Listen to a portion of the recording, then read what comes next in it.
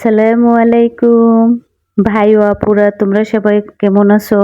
আশা করি আল্লাহর অশেষ মেহেরবানিতে তোমরা সবাই এই বৃষ্টি ভেজা ঠান্ডা ঠান্ডা দিনে অনেক ভালো আছো। আমিও আলহামদুলিল্লাহ এখন আল্লাহর মেহেরবানিতে তোমাদের দোয়ায় শারীরিকভাবে সুস্থ আছি, ভালো আছি ইনশাল্লাহ।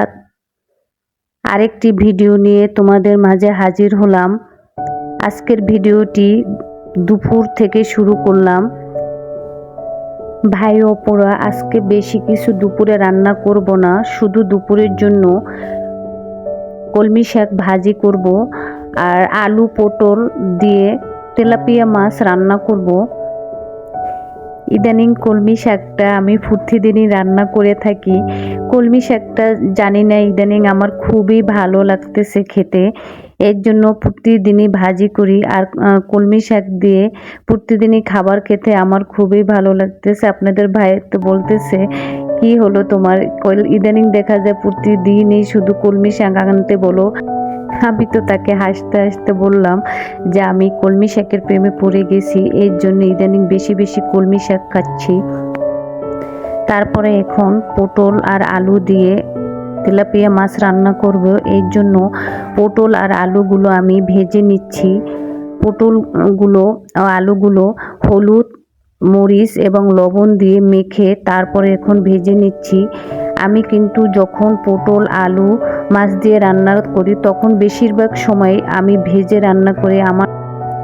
আমার কাছে এইভাবে রান্না করলে খুবই ভাল লাগে। আর যদি ভেজে রান্না করি তাহলে দেখা যায় কীভাবে যেন পানসা পানসা লাগে। এর জন্য আমি সবসময় চেষ্টা করি পটল আর আলু এইভাবে ভেজে রান্না করতে। তোমরাও এইভাবে ভেজে রান্না করে খেয়ে দেখো, তরকারিটা অন্যরকম স্বাদ ও মজা লাগে।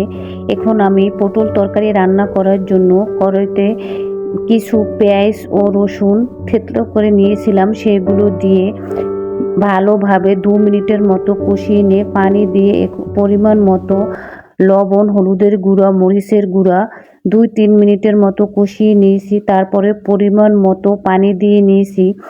পানি দিয়ে ঢাকনা দিয়ে ঢেকে 2 মিনিটের মতো জাল করে নিব। যখন দেখব পানি বলক এসে গিয়েছে তখন ভেজে রাখা পটল আলুগুলো দিয়ে দিচ্ছি। তারপরে হালকা নেড়ে দিয়ে ঢাকনা দিয়ে ঢেকে 4-5 মিনিটের মতো রান্না করে নিব। তারপরে ঢাকনা উঠিয়ে ভেজে রাখা মাছগুলো দিয়ে দিচ্ছি। মাছগুলো দিয়ে আরও ঢাকনা দিয়ে 2 মিনিটের মতো রান্না করে নিব। এই যে আমার পটলের তরকারি হয়ে গিয়েছে, এখন নামিয়ে ফেলবো।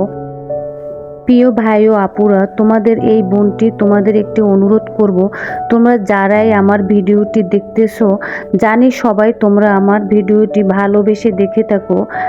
আর তোমার এই বোনটিকে আরেকটু ভালোবেসে কষ্ট করে যখনই তোমরা ভিডিওটি শুরু করবে তখনই ভাই ও আপুরা তোমরা ভিডিওটির প্রথমে একটি লাইক দিয়ে দেখা শুরু করবে।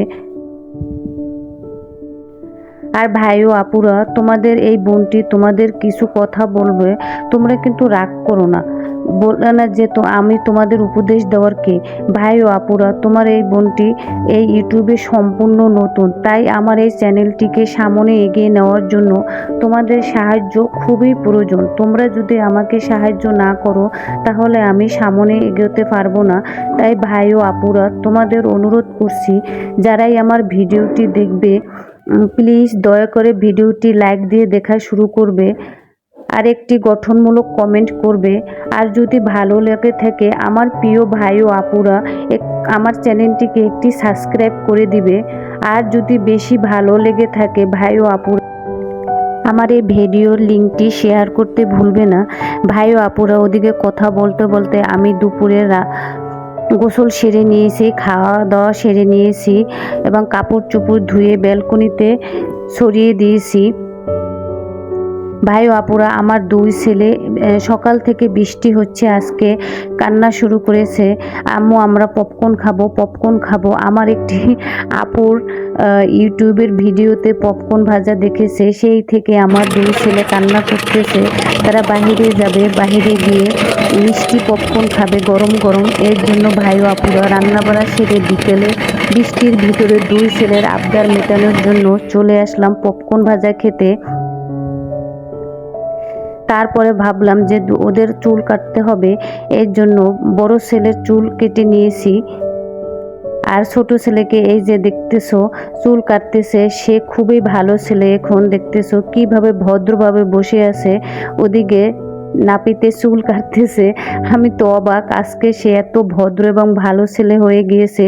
কোনো কান্না করতেছে না, নাড়াচাড়া করতেছে না, লোকটা যেভাবে বলতেছে সে সেইভাবেই বসে চুল কাটতেছে।